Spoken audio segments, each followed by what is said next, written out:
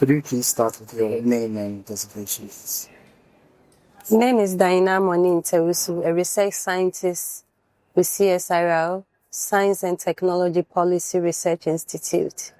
For a person who is so passionate about research, how does such a program help to identify the shortcomings and also try and find as much funding and support for research in Ghana?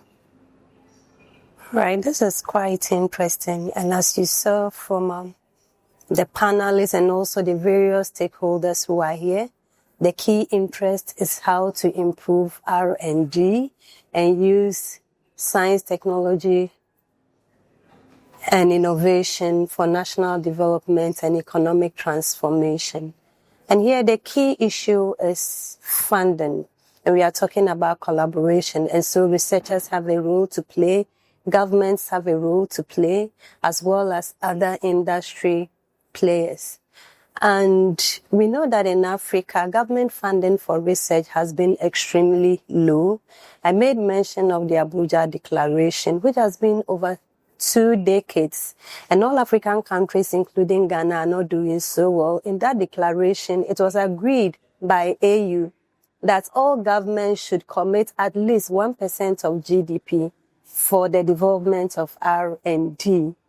But as we speak, Ghana is still doing about 0.35, which is woefully inadequate. And so this kind of forum brings all stakeholders together to look at it and see how we can all collaborate in order to improve. And from the discussions, we see that we all have a role to play. Researchers drive discovery, policymakers shape the path, funders, are able to unlock potentials, and then innovation is able to bring ideas into real impact. And we are all called to contribute. We are all involved. If we want to see the future that we are looking for, that future must be built by us. It cannot be borrowed.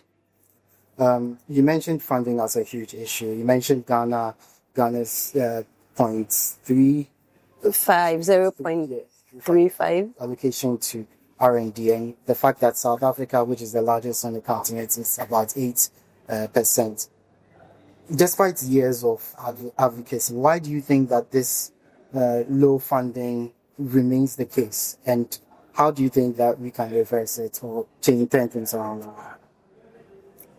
It's about setting our priorities right as nations.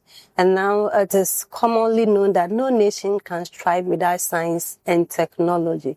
And so, like I mentioned, some government may see it as a budgetary burden. So until we all recognize that it is a way of strategically investing in our future, governments will continue to be non-committed to this cause and will continue to face these challenges. Because as institutions, for example, the CSIR, we are supposed to be funded by government because we are a government agency.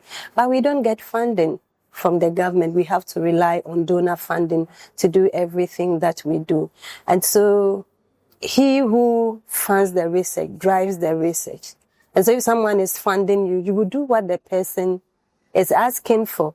And so if we want to go far, our governments have to be committed. They really have to be committed. That's it for me. Okay, apart from being committed, you have the opportunity to interact with the panelists. What specific scalable solutions did you draw out of your conversation with them in terms of driving innovation and commercialization? As for driving innovation or scalable solutions, is industry specific.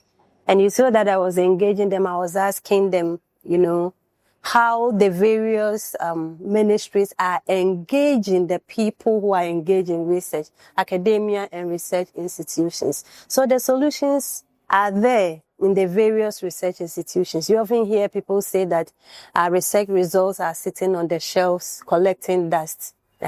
So because until the ministries collaborate, that is the main challenge, and find out what is there and break the gap between academia and industry, then we'll be able to find all the possible scalable solutions that researchers have been able to discover.